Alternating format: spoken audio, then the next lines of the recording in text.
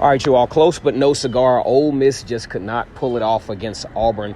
20-14 win for the Auburn Tigers. Go ahead and like this video, comment, and subscribe to Vernon Speaks Sports Auburn. And as always, it's great to be an Auburn Tiger, War Eagle. You know, when Ole Miss looks back on this particular season, it's going to be a season of what really could have been. And it's just no different against the Auburn Tigers.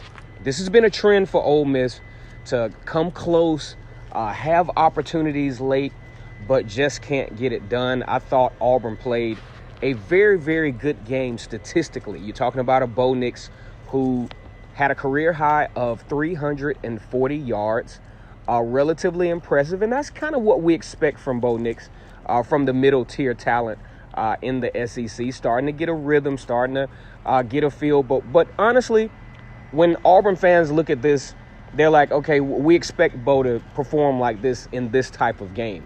What is it going to look like against Georgia? What is it going to look like against Alabama? We're going to have the poise Bo, the poise Bo that we hear in his interviews, or are we going to have the frantic Bo that bails out of the pocket pretty much as soon as the play even begins to look like it's going to collapse? Also, Auburn is beginning to find something with DJ Williams. DJ Williams had a solid game, 93 yards, starting to become that every down back potential type guy. So I feel Auburn really got a lot of things accomplished. You're talking about a total of 500 yards. The biggest takeaway, though, is not only the missed field goals, but Auburn has to continue to improve with scoring touchdowns in the red zone. I think Gus Malzahn is really struggling, especially on play calling, on first down. He's getting his team in a bind to where things start to get predictable on second and third, and defenses are finding it relatively easy to get those goal line and those, red zone stops on the Auburn Tigers.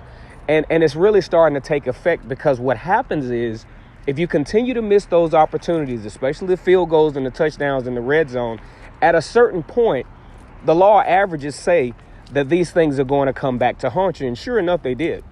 Auburn's defense played relatively well, held Ole Miss to under 300 yards, but Auburn not converting late put the defense in a bind once again, to where Ole Miss really had a strong shot at winning this football game, had the ball in their hands on the last drive with a very, very viable opportunity, especially with Plumlee really starting to get loose with his legs as the game rolled along. Now, mind you, one of my best takeaways from this is the fact that Auburn was able to accomplish the yardage, really played relatively well on defense, especially considering a lot of people don't take this into consideration that, Auburn did not have Marlon Davidson, did not have Jeremiah Denson, but they got a chance to really get some reserve guys, some much-needed reps as the depth. You want to continue to solidify your depth going into the Georgia and Alabama game, the most important games, obviously, of the season. And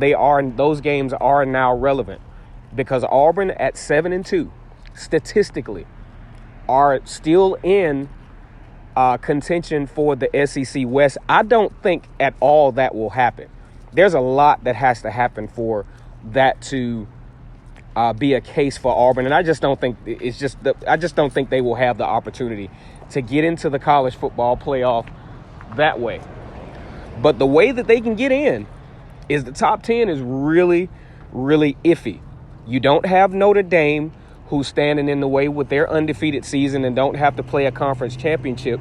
But there are a lot of different scenarios if Auburn is able to win out, to where, if nothing else, I think they could push the envelope as to why, to add a new criteria in for the selection process.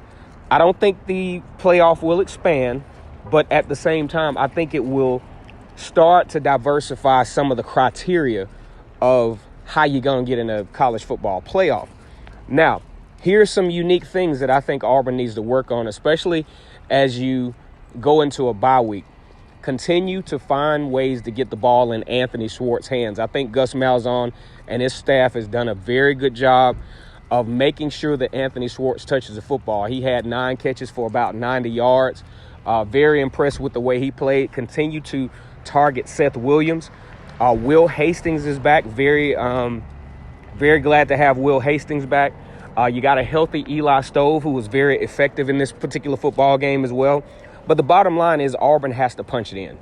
You punch those scores in, you're talking about a much more impressive win statistically for the Tigers. 20-14 definitely got the fan base rumbling, especially at the tail end of a transfer by Joey Gatewood, which I don't think had anything to do with the way these guys performed. They performed very well statistically, but just couldn't get it done as far as punching the football into the end zone.